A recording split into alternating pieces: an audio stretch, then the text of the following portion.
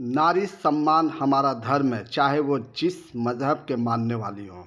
नारियों का सम्मान करें, वरना एक दिन यही नारी तुम्हें इसी तरह जलाकर खाक में मिला देगी। आइए सुनते हैं मुख्तार आलम और बबलू भाई ने क्या कुछ एक कहा। परसेंट 1% की गैरत होगा, वो अपने घर में भी बेटी का इज्जत करते होंगे तो इस्तीफा देंगे। गिरिराज सिंह का तो कोई वजूद ही नहीं लगता मुझे।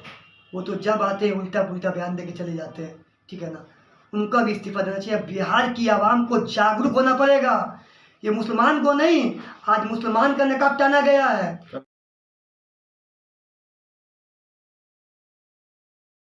कल घूंघट उतारा जाएगा, आपका सर से पल्लू को छीना जाएगा, आप कुछ नहीं कर पाएंगे।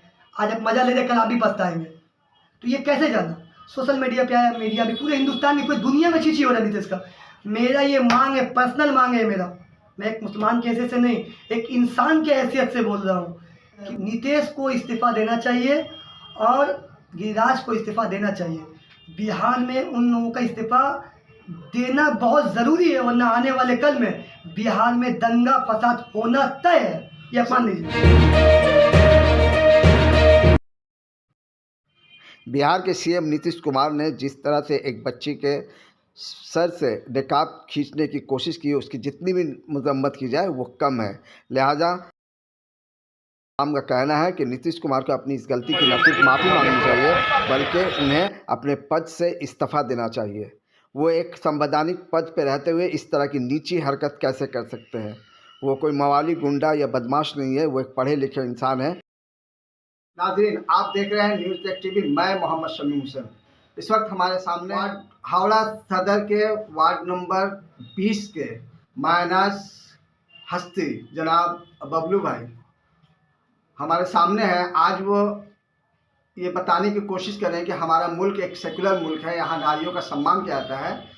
दरअसल वो एक पार्टी से जुड़े हुए हैं, लेकिन इस प्रोग्राम में पार्टी से उनका कोई लेना देना नहीं। वो अवामी ख्याल का इजहार करते हुए अपना हक का इजहार करेंगे और हम नाज़रीन को बताना चाहेंगे कि उन्हें जो तकलीफ़ है, उन्हें जो दर्द है, वो बयान करना चाहते हैं। सर, नीतीश कुमार के हवाले से जो कुछ भी हुआ पूरे पर्दे पे आपने देखा, नेशनल मीडिया पे भी हो या सोशल मीडिया पर, उनका जो ये हरकत था सर, लोग कहते हैं कि वो दिमाग से काम नहीं ले रहे हैं।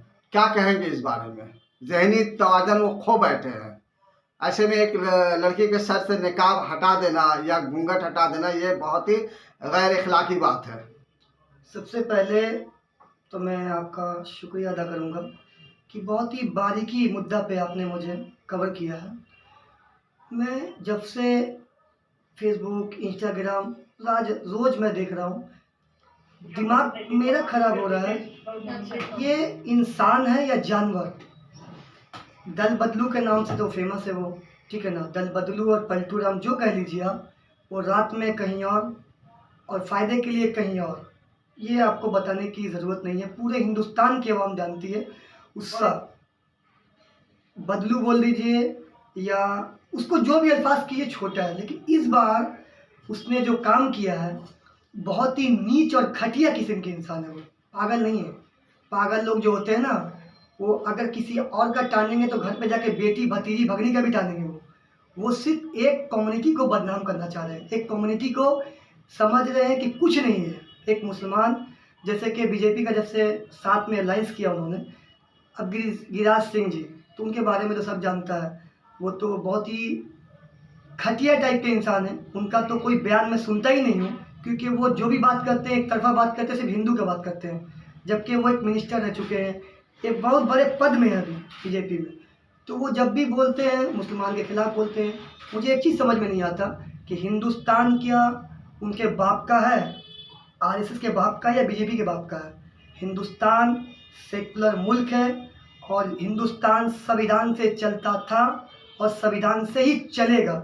और किसी के बाप की ताकत डंके के चोट पे कह रहा हूँ मैं, मुख्तार आलम बबलू, हिंदुस्तान चलेगा तो संविधान के साथ चलेगा। क्योंकि मैं पार्टी से बिलोंग करता हूँ, लेकिन ये मेरा जो बयान है ये मेरा पर्सनल बयान है, ठीक है ना। मैं पार्टी की तरफ से कोई बयान नहीं दे रहा हूँ, क्योंकि मुझे कोई परमिशन नहीं है पार्टी की तरफ से बोलने का। तो मैं जो बयान दे रहा हूँ, मेरे दिल में बहुत तकलीफ लगा। उन्होंने पूरे मंच में सबके सामने एक इज्जतदार लड़की का, मैं मुसलमान तक नहीं जा रहा हूँ, अगर वो हिंदू होती, पल्लू डाल के होती, तो क्या वो उनका पल्लू उठाते? वो कभी ज़िंदगी में नहीं उठाते। क्योंकि उनको नफरत है मुसलमान से। इन लोगों का सोच इतना ख़राब, इतना घटिया हो चुका है कि ये लोग चाह रहे हैं हिंदुस्तान में सिर्फ दंगा करवाना है, और ये दंगा करवा रहा है सिर्फ और सिर्फ दो आदमी है, इसका नाम अमित शाह और मोदी है, तीसरा कोई नहीं है। ये पूरे हिंदुस्तान में जहाँ दंगा हो रहा है ये लोग दोनों का हाथ है। और सबसे पहले नंबर बात तो ये है कि मुसलमान, हिंदू, सिख, ईसाई जितने भी लोग हिंदुस्तान में, हिंदुस्तान सेकुलर मुल्क है, आपका जितना हक है हिंदू का, मुसलमान का भी उतना है, सिख का भी है, बुद्धिस्ट का भी है, जैन का भी है। तो आप सिर्फ एक तरफा पार्लियामेंट में बोल के चले जाते हैं, आप विधानसभा में बोल के चले जाते हैं, स्पीकर उसमें कोई ऑब्जेक्शन नहीं करता है, और अपोजिशन का पार्टी कुछ बोलता है तो उसको आप सस्पेंड कर देते हैं। ये कौन सा राजनीति कर रहे हैं आप? कल का भगोड़ा अमित शाह आज का होम मिनिस्टर बनता है, ये कौन सा देश चल रहा है? कौन सा संविधान है ये? वो जो चाह रहा है वो कर रहा है। एक तरफ तो सर आप कहते हैं कि बेटी बचाओ बेटी पढ़ाओ, दूसरी तरफ बेटियों का रेप किया जाता है, बेटियों की इज्जत से खिलवाड़ किया जाता है, जबकि हमारे हिंदुस्तान में औरतें जो है वो इज्जत देवी कहलाती है, इज्जत की देवी कहलाती है। ऐसे में आप किसी भी कौम से ताल्लुक रखते हो, बेटियां जो होती है वो घर की इज्जत होती है, आप अपने घर की इज्जत को इस तरह कैसे सरेआम बदनाम कर सकते? बेटी किसी की भी हो, मुसलमान की हो, हिंदू की हो, सिख की हो, मजहब से कोई मतलब नहीं, कोई मतलब। बेटी मतलब महिला का सम्मान सबसे पहले करते हैं। हम लोगों के इस्लाम में भी बताया गया है कि महिला का सम्मान करना सीखो, ठीक है ना। अब वो बार बार सम्मान की धज्जियाँ उड़ा रहे हैं, और ये जो इनका टट्टू बैठा हुआ, इतने भी ईडी, CBI, इनकम टैक्स, ये सिर्फ और सिर्फ उसके ऊपर में रेड मारते हैं जो अपोजिशन है। बड़े बड़े लोग, बीजेपी के बड़े बड़े बिजनेसमैन जो बीजेपी के सर पे हाथ रखा हुआ है, वो लोग लाइव पकड़ाते हैं कैमरा में, नेशनल न्यूज़ में, तो उनका रिपोर्ट को काट दिया जाता है। मैं आपको छोटा सा एग्जांपल दूंगा, यूपी या बिहार का, काफ़ी दिन पुराना है। एक बच्चे को मुसलमान के बच्चे को उसके मोहल्ला के लोगों ने, 6 साल का बच्चा था या 7 या 8 साल का होगा, सुबह 6-7 बजे दरख्त के ऊपर लटका के गला काट दिया था, हाथ काट दिया था, पैर काट दिया था। ये दोगला मीडिया जो है, बिकाऊ मीडिया जो है, वो कोई चैनल नहीं चलाता। आपने देखा मीडिया वाले यहाँ पे, ठीक है ना, वो सिर्फ चलता है तो सिर्फ चलता है कि इसमें आपका सोशल चैनल में, इंस्टाग्राम, फेसबुक लिंक, कोई मीडिया तो कवर नहीं करता। उसके ठीक 3 महीना, 2 महीना, 3 महीने के बाद एक हिंदू बच्चा को जला के मारा जाता है। वो भी यूपी बिहार का होगा, कंफर्म नहीं होगा, गलती है तो वो जो पूरे मीडिया लाइव कवरेज कहते हैं उनको, लाइव कवरेज। ये कौन सा संविधान चला रहे हैं आप क्या करना चाह रहे हैं? हिंदुस्तान को क्या बनाना चाह रहे हैं? मीडिया तो एक संविधान का एक पाया माना जाता है, तो मीडिया ही बिक जाएगा तो आवाम जो है वो कहाँ जाएगा? अपना फरियाद किसको सुनाएगा? अब मीडिया के थ्रू से पूरा हिंदुस्तान, पूरी दुनिया जानती है, कोई भी मसला होता है, मसाइल होता है, कुछ भी। अभी जैसे मान लीजिए आपने नीतीश ने जो इतना गंदा बेहुदा हरकत किया। सर एक बात है कि जो अपोजिशन लीडर हैं वो लोग बिल्कुल खामोश है, कोई तहरीक नहीं चला रहे हैं, ना ही वो पार्लियामेंट में इस तरह का कोई बयान दे रहे हैं कि इन्होंने जो कुछ भी किया, खासतौर से नीतीश ने जो किया, वो एक सीएम के हैसियत से ऐसा नहीं कर सकते हैं, बिल्कुल इजाज़त नहीं है। एक होता है ना कि एक शराबी अगर कुछ गलत कर दिया तो चलो उसको माफ़ कर दिया जाता है, लेकिन आप एक संवैधानिक पद पे बैठे हुए, और इस पद पे बैठ के आप महिला के साथ इस तरह से छेड़छाड़ कर रहे हैं या उसके साथ ज़बरदस्ती कर रहे हैं, उसका पल्लू हटाने, इसका पीछे मकसद क्या है आपका? देखिए, मुख्यमंत्री जो होता है ना, वो किसी पार्टी का नहीं होता है, पूरे स्टेट का होता है। उसमें आपको किसने वोट दिया नहीं दिया, पूरे आवाम का, आपको आवाम ने जिताया है। अब जितना हिंदू का है उतना मुसलमान का है, जितना सिख का उतना ईसाई का। आप ये जो दो मुखिया चाल चल रहे हैं, आप किस हक से मुसलमान निकलो कि जिसका नकाब हम लोगों के धर्म में सबसे पहले पर्दा है, पर्दादारी है, आपने पर्दा उसका क्यों उठाया? इसका आपको जवाब देना होगा, ऑन मीडिया देना होगा आपको। आपने बहुत अच्छा सवाल किया कि अपोजिशन सवाल क्यों नहीं उठा रहा है। मैं पूरे अस्तीर से बताऊंगा, थोड़ा टाइम लेकर। अपोजिशन चाहता है उठाना, लेकिन अपोजिशन थक चुका है उठा के। अपोजिशन पार्लियामेंट में किसी चीज़ को उठाता है तो 2 दिन के बाद CBI, ED घुसता है उसके घर में किसी और चीज़ के बहाने में। अपोजिशन डरा हुआ है, अपोजिशन के बात का कोई अहमियत नहीं दिया जा रहा है, मीडिया कवरेज करती नहीं उनके बात को, ठीक है ना। ऐसे में सर मुल्क कहाँ जा रहा है? मुल्क बर्बादी की ओर जा रहा है, बर्बादी की ओर जा रहा है। और दंगा फसाद इन लोगों का लगाना पेशा हो चुका है। बीजेपी में चैलेंज के साथ मैं 25 साल से छात्रों से पार्टी करता हूँ, और अल्हम्दुलिल्लाह इस चेहरे को हर कोई पहचानता है, करता होगा में। लेकिन ये जो राजनीति किया जा रहा है अभी, जब से बीजेपी सरकार आई है, अब क्या कर रहे हैं? रात में उठते नोटबंदी, और बाद में मालूम चलता है इतना पैसा ट्रांसफर सब बीजेपी का ट्रांसफर एक्सिस बैंक में, तो आवाम तो बेवकूफ़ नहीं है। आप एक काम कीजिए ना, आप सोच रहे हैं ना हिंदू आपको वोट दे रहा है, आपके अंदर इतनी शक्ति है, तो आप वॉलेट पेपर से इलेक्शन करा के देख लीजिए। आप छोटा सा करवाइए, कारपोरेशन करवाइए। आप जिस स्टेट में हैं, जहाँ आपका सरकार है, जहाँ आपका एमएलए है, जहाँ आपका एमपी, में 40 के साथ बोल रहा हूँ, आप छोटा सा आप बैलेट पेपर करा के देखिए। अगर वो हार गया तो मैं राजनीति करना छोड़ दूंगा। 25 साल से पार्टी करता हूँ, मैं राजनीति करना छोड़ दूंगा मैं। आप सिर्फ चिटिंगबाजी से और उसमें ताम झाम करके जीत रहे हैं, बस, और कुछ नहीं। बिहार में क्या हुआ, पूरा आवाम, मीडिया, उसका मीडिया दिखा रहा है दोनों का टक्कर बराबर है। किसका मीडिया है? बीजेपी का।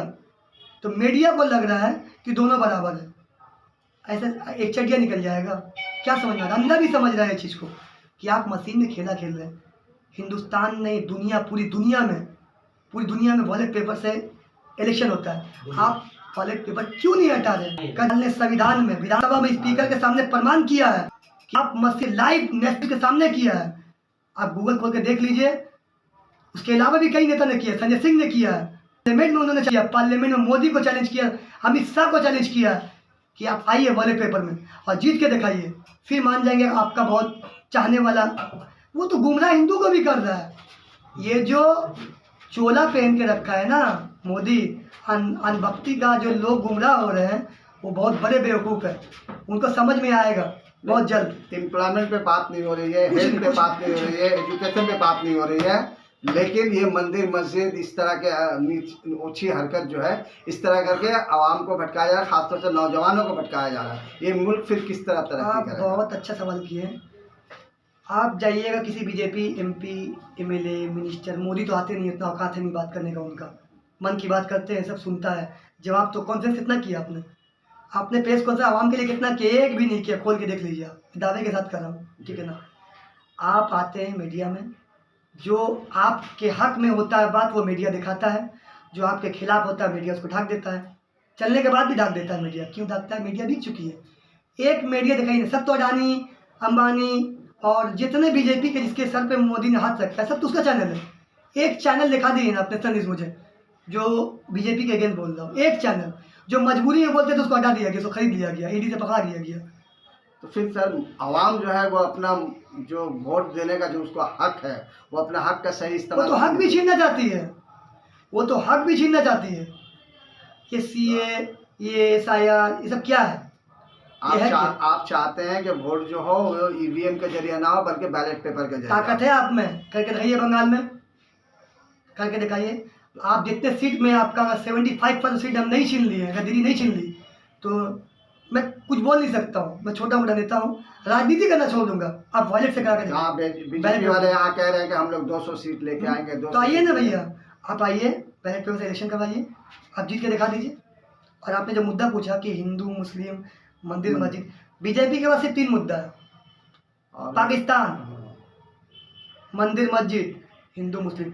चौथा मुद्दा में आप बात करने जाइए, वो आपको गुमराह कर देंगे। नेशनल न्यूज़ में बड़े बड़े स्पीकर जो है, आप कुछ भी बात कीजिए, वो घुमा फिरा के हिंदू मुस्लिम। अब बोलिए नौकरी कितना को दिया, खत्म। सबसे बड़ी बात होम मिनिस्टर देश का बोलता है नेशनल न्यूज़ में बैठ के, 15 लाख मीडिया वाले सवाल करते हैं, आपने वादा किया था सबके अकाउंट में, तो जुमला था। आप होम मिनिस्टर हो के देश के, आप ये मीडिया में नेशनल न्यूज़ में बोलते हो तो जुमला था। तो आपका कौन बात को सच माना जाए? मैंने वादा करके आपने वादा नहीं, कोई वादा ही नहीं इनका। इनको इलेक्शन में लेने के लिए बिहार में 10,000 रुपये बांट दिए इलेक्शन से पहले। आपको याद बांट के दिखाइए ना, इलेक्शन कमीशन रोक देगा आपको। ये हक है, ये राइट है। आपने बांट दिया, इलेक्शन घोषणा करवा दी, पैसा दिया कितने को आपने? तो फिर इलेक्शन कमीशन ने क्यों नहीं एक्शन लिया? इलेक्शन कमीशन तोता है, तो बीजेपी का इलेक्शन कमीशन तोता है। सब कुछ बिक चुका है, तो सब कुछ बिक चुका, कुछ नहीं बचा हिंदुस्तान में। तो फिर किस तरह लोग अपने हक के लिए आवाज उठाएंगे? हक के लिए लोग लड़ रहे हैं, और आवाम जब पागल होती है ना जनाब, तो अच्छे अच्छे को खा के फेंक देती है। आपका बोलने का मतलब कहीं बांग्लादेश और नेपाल की तरफ इशारा तो नहीं है? कुछ भी हो सकता है। बहुत अच्छा सवाल किया आपने। कुछ भी हो सकता है। जब आवाम गरमा जाएगी ना, जब पेट में रोटी नहीं रहेगा ना, छत छीना जाएगा। ये बुलडोजर बाबा, वो बाबा है, जोगी है, ठीक है ना। मुसलमान कुछ करता है तो रात में करता है, सुबह में तोड़ दिया जाता है। और हिंदू लाइव चलता है कि पत्थर मार रहा पुलिस को, कौन सा इंसाफ कर रहे हैं जनाब आप किस तराजू से नाप रहे हिंदू मुस्लिम को, कौम को? सर मुसलमानों को ही टारगेट क्यों बनाया जाता है? मुसलमान से ये लोग नफरत करते हैं और ये लोग चाहते हैं मुसलमान का ये देश नहीं है। मुसलमान आज़ादी में हिस्सा लिए थे, आज़ादी में कुर्बानियाँ दिए हैं, मुसलमानों ने बहुत कुछ किया इस मुल्क के लिए, लेकिन आज मुसलमानों से नफरत करने की वजह इनके जो बच्चे हैं उनको भी नफरत सिखाया जा रहा है, तो फिर यहाँ हम महफूज कहाँ? सिर्फ एक आरएसएस का मेंबर दिखा दीजिए इंडिया गेट पे कि उसका नाम लिखा हुआ कुर्बानी में, सिर्फ एक दिखा दीजिए। मैं ओपन चैलेंज करता हूँ पूरे बीजेपी को, पूरे आरएसएस को, एक दिखा दे। आप तिरंगा को कई साल तक लहराते नहीं है, जमीन नीचे रखते हैं और अपना झंडा ऊपर रखते हैं। आप संविधान की बात करते हैं, कौन सा संविधान? संविधान सिर्फ एक था, एक रहेगा। बाबा अम्बेडकर जिसने बना दिया, वो जब तक हिंदुस्तान रहेगा संविधान एक रहेगा। लेकिन सर यही लोग तो संविधान तोड़ना चाह रहे हैं, संविधान को खत्म करना चाहते हैं। ये लोग तो तोड़ रहे हैं, संविधान तोड़ रहे हैं, कानून तोड़ रहे हैं, सब कुछ तोड़ रहे हैं। इलेक्शन जब आता है तो आप कहते हैं क्या, फोन करते हैं आ जाओ, नहीं आओगे, दूसरा दिन रेड होता है। तो पब्लिक बेवकूफ़ थोड़ी ना है, अंधा थोड़ी ना, पब्लिक मजबूर है, कुछ कर नहीं पा रही है। तोता है ना, ईडी सीबीआई इनकम सब तो बिका हुआ है, कुछ भी क्या, कुछ डरे हुए हैं। सर मेरा एक आखिरी सवाल था आपसे कि एसआईआर के हवाले से आप क्या बोलेंगे? और बंगाल में चूंकि 2026 में इलेक्शन होने वाला है, उसका असर कितना पड़ेगा एसआईआर से? झटका न्यूज़ बताऊँ आपको, जोर का झटका धीरे से। बीजेपी का जितना वोट है, जितना सीट है, वोट परसेंट भी कम होगा। बीजेपी का 2026 में सूता खत्म, जितने सीट पे उसका आधा हो जाएगा, क्योंकि बंगाल की आवाम गुमराह नहीं हो सकती है। बंगाल की आवाम शांति चाहती है, शांति। अब बंगला बोलने वाले को बोलते हैं बांग्लादेशी है। मुर्शिदाबाद या मालदा वगैरह जो है, पूरे घर की फैमिली को आप ट्रांसफ़र कर देते हैं बांग्लादेश। बांग्लादेश की सरकार बोलती है बांग्लादेश सरकार की इंडियन है। सुप्रीम कोर्ट का ऑर्डर आता है कि ये इंडियन है, आप उसको क्यों नहीं बोला? शुभेंदु जी क्या सो रहे थे? मैं दो से पार्टी करता हूँ, ठीक है ना? तो अभी आप सो के हैं, जब सुप्रीम कोर्ट, आप तो सुप्रीम कोर्ट को भी कुछ नहीं मान रहे, माननीय अदालत को भी कुछ नहीं समझ रहे। आप क्या करना चाह रहे देश को? संविधान का धज्जियां उड़ा रहे हैं आप।